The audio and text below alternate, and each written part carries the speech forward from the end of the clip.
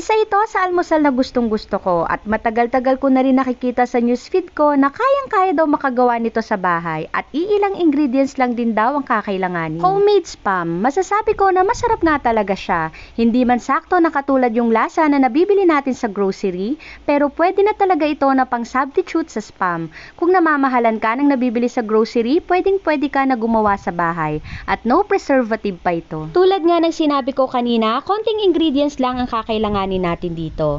Bali sa isang mixing bowl, maglagay tayo ng 1 kilo ng ground pork, 4 tablespoon ng sugar, 4 tablespoon ng cornstarch, 1 tablespoon ng patis, 1 teaspoon ng white pepper, at 1 tablespoon ng asin. Haluin natin ito ng mabuti hanggang sa ma-well combine na lahat ng mga ingredients. At yung huling ingredients na ilalagay natin dito ay 1/2 cup ng cold water. After nating mailagay yung cold water, haluin lang uli natin ito ng mabuti at i-rest ng mga 10 minutes bago natin ilagay sa molder. Halos lahat ng mga ingredients na nilagay natin dito ay usually nasa bahay lang natin, kaya masasabi ko na madali lang pala talaga itong recipe na ito. After itong mahalo, isali na sa lagayan. Rectangular molder yung gagamitin ko. Kung wala kayo nito, pwede yung lyanera na ginagamit para sa leche flan. Bali, hinati ko lang pala ito sa dalawa at once na masali na, siksikin lang natin ito para sigurado na walang magiging hangin sa loob. Kailangan din pala natin itong takpan ng mabuti para hindi magkatubig sa loob once na isasalang na natin sa steamer. At 2 beses ko pala itong tinakpan para sure na hindi magkakatubig yung ating lulutuin. At kanina, habang hinahanda ko pala ito, nagpakulo na rin ako ng tubig at i-steam natin ito for 30 minutes sa medium fire. And after 30 minutes, pinatay ko na rin yung kalan at pinalamig ko pala muna ito bago ko siya i-unmold. Kung hindi nyo pa ito lulutuin, pwede na ilagay muna sa ref. Pero dahil excited na nga ako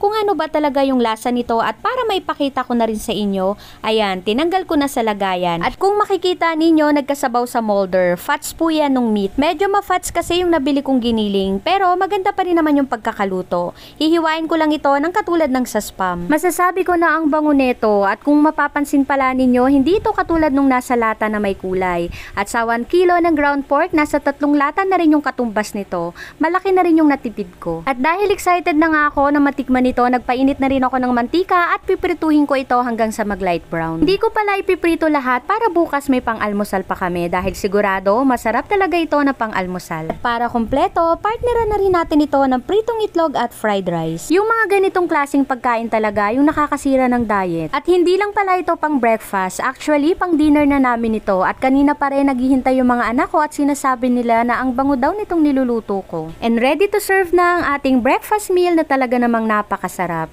Kaya kung gusto mo rin ng spam at namamahalan ka, try mo rin mag-homemade spam. Hindi man kasing lasa pero halos kasing sarap. At higit sa lahat, nakatipid ka pa. Gusto mo rin ba? Tara, kain tayo.